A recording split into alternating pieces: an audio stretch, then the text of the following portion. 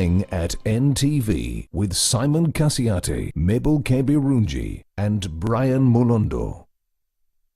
Welcome back to this edition of Morning at NTV's Big Story. My name is Simon Kasiate. It's the 15th day of October 2015. And today we are taking you back to look at what Parliament has been doing over the years. I know now with the political season heating up, many of us have seemed to forget that we in fact even have a Parliament that's doing some business.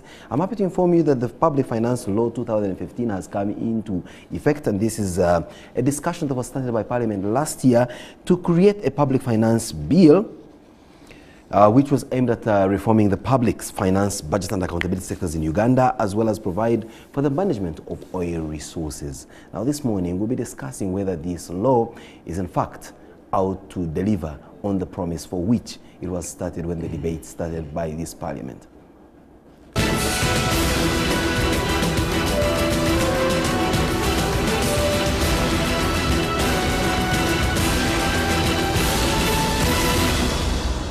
Julius Mukunda is an economic commentator. He is welcome with us on this show. Good morning, Julius. Good morning, Simon. What do you have to say about this law, public finance law? It is one of the most important laws we have in this country. Says who? After the Constitution, because of the importance it plays in terms of managing our resources.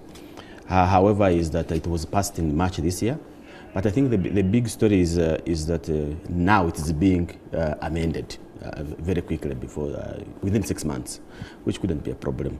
And the amendment themselves are actually the big thing, and that's why you see Parliament yesterday was up in arms because government had presented its position on these amendments. And what were those provisions? There were eight amendments. The other ones are okay, but I think the biggest major two of them, one was around allowing government to get money from Bank of Uganda. They put the short-term advances without parliamentary approval.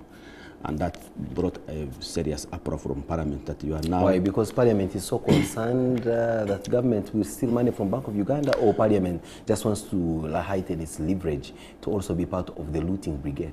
Because after all, for them to pass some of the things, we also know that money passes under the tables. I think it's the whole issue of saying that the constitutional mandate of Parliament is appropriate resources, and therefore the executive were taking on that particular power to do it for themselves. What does that mean to an ordinary guy watching you? I think, like you said, is that one of the biggest contentious issues actually, where sometimes also we support the government, is that there was a creation of a contingency fund to deal with some of the unpredictable areas.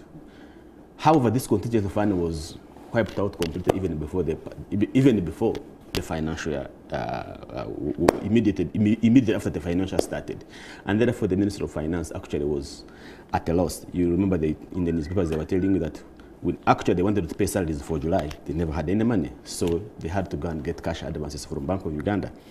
We're trying to make this discussion a bit more relevant on an ordinary person watching you off the comfort of their homes, who possibly does not want to attend to matters economic at that level of Parliament and government. What does this law mean to an ordinary person that wakes up every day to do a commendable job and pay taxes to this government and expects in return to get social services?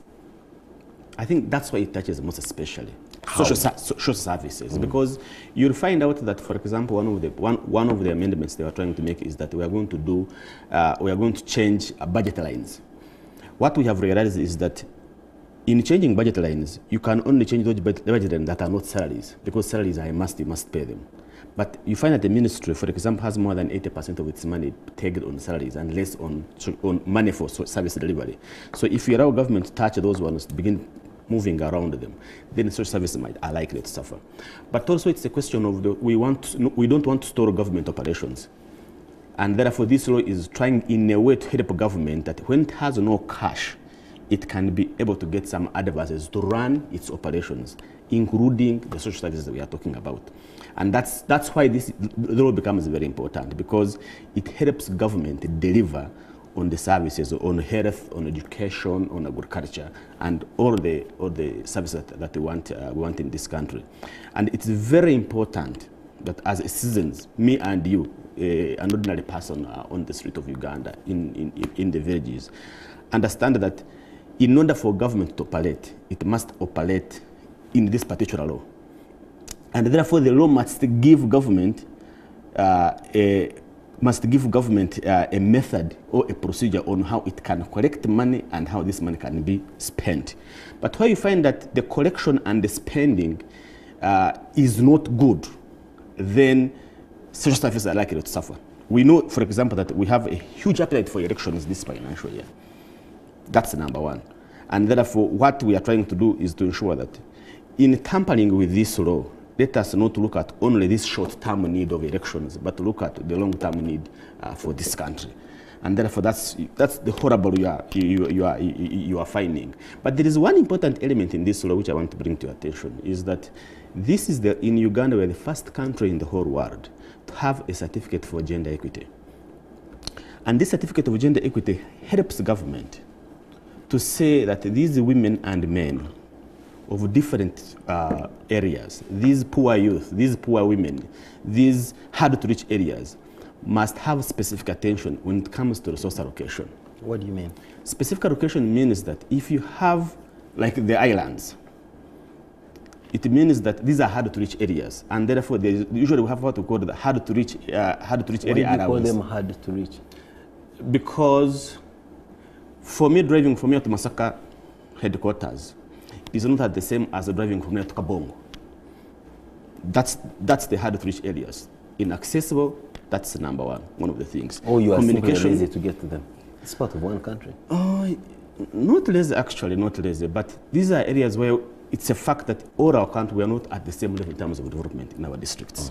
And therefore, is that if we are going to... Isn't that tagging a stigma in some parts of the country which is possibly not even necessary in terms of even its ability to attract some bit of investment coming in from Netherlands? No, but I think it's being positive. It's being accepting the reality that we are not at the same level with the rest of the others, and therefore we need extra attention.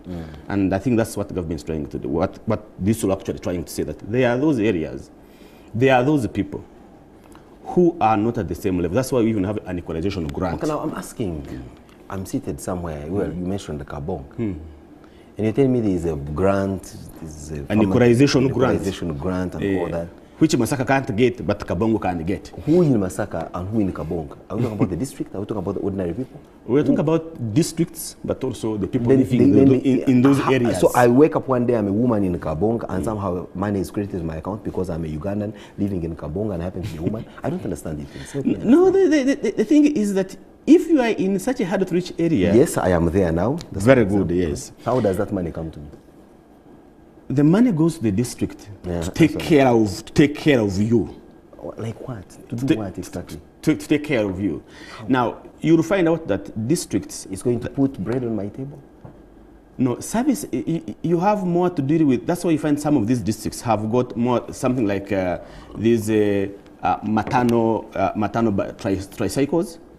Masaka might not have it, but Kabongo might have it. Why? Because road network in Kabongo could be would not be well for these ambulances, but they can decide to give them those tricycles, for example. So you find that there is that extra attention you give to those that are not at the same level. So you're not giving them a motorized ambulance and giving them a bicycle that serves as a motorcycle, that serves as an ambulance. That is affirmative action. That's consideration. That is one way of dealing with that peculiar problem. Because if you have no roads that lead to those far areas, you find out making the road. That is also there. That's why you find the road network has a 5-year program, for example. So if they have started now, maybe it will take 5 years for them to complete the whole district. And therefore they do that. But for this particular law, Simon, that the most important part is that as the government is struggling to raise resources, there is need to have an extra oversight function of Parliament to ensure that the resources are not misused. So are you comfortable with the current law as it stands with the amendments that have been put in? The amendment that has been presented by Finance Committee are a bit better, but they just lack, one of the two clauses are lacking a strong oversight function of Parliament.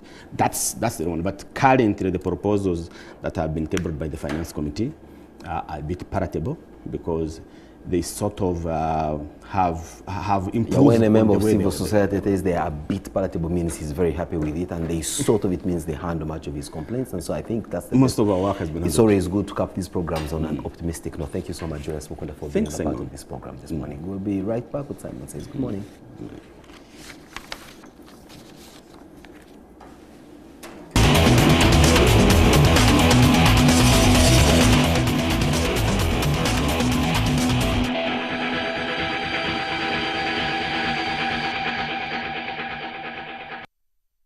Well, just if you thought that Parliament is not doing anything at the moment and just spending much of its time striving for survival, well, there you have it. We have some business going on in Parliament, and I think it's only incumbent upon all of us to follow them through up to the last leg. It's very important for even the members of Parliament to do what they vowed to do, to continue doing their legislative role even as the elections come right close up to their tails. Have a good morning, and let's all be productive. Good day.